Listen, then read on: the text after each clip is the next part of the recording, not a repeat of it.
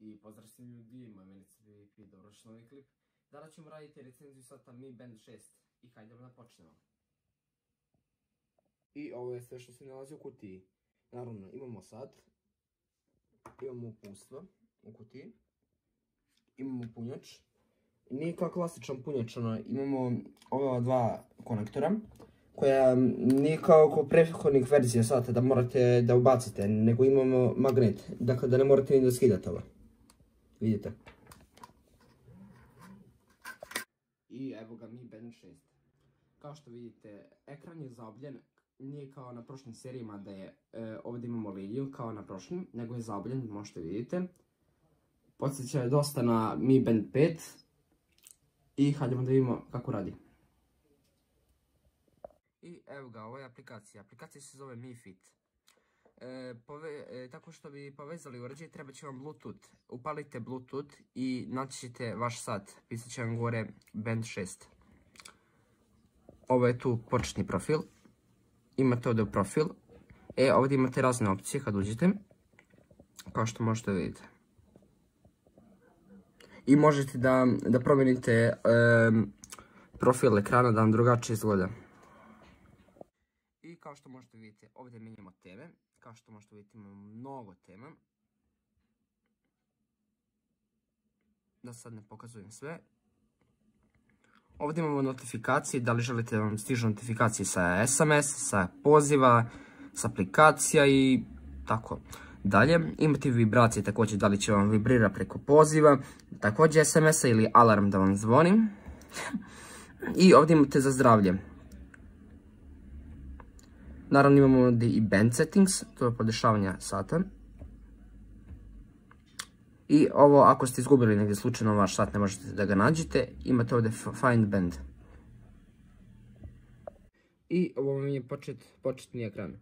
Naravno imate koliko je sati, imate koji datum, koliko imate posto baterije, jako sitno ne vidi se, moram da vam približim, eto, vidite. Imate koliko ste koraka prešli. Naravno imamo ovdje više opcije, imamo status, na primjer, nećemo se ispričati, imate da otkucaje srca, kiseonik u krvi, za spavanje, notifikacije, za trening, imate dosta raznih, imate i alarm, imate i prognozu, imate za muziku, settings i više. Naravno imate i sa strane ovdje za prognozu, kako će biti dani u proteklih 7 dana i ovdje imate za muziku. I ono što je posebno meni interesantno to je more ova opcija. Imamo flashlight, to je flashlight na ovom satu, baš je cool, nije toliko pretjerano jak, ali ipak je sa ekrana. Gasite tako što kliknete gore. Imamo kameru. Zašto neće, evo ga. Ovo je prednja kamera. Kao što možete vidjeti, ovo je zadnja kamera i kad bi kliknuli na ovu ovdje dugme, bijelo, slikalo bi vam se na telefonu, što je zanimljivo. Imamo stopwatch, to vam je štoperica, kao što možete vidjeti, evo. Ok, and imamo također timer, možete podesiti vreme, evo ovdje 1 minuta je već stavljeno, kao što možete vidjeti, evo odbrojava. Imamo Find Device, kad kliknemo Find Device, počet će da vam zvoni telefon. U slučaju ste ga negdje izgubili, možete da ga pronađete.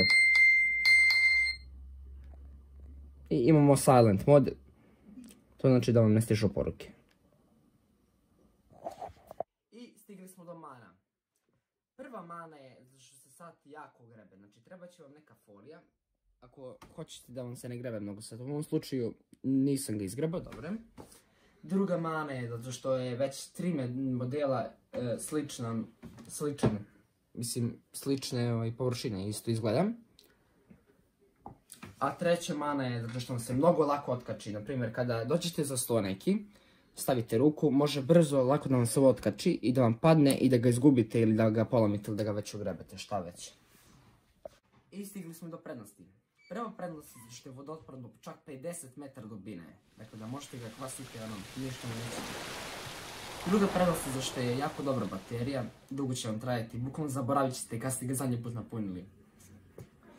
Treća prednost je zato što je jeftin, bukvalno za ove pare, za malo ispod para, mislim 4000 dinara, možete naći sat koji će vam trajati baterija čak jedan dan, što nije baš dobro, ali zato će vam trajati dosta dugo.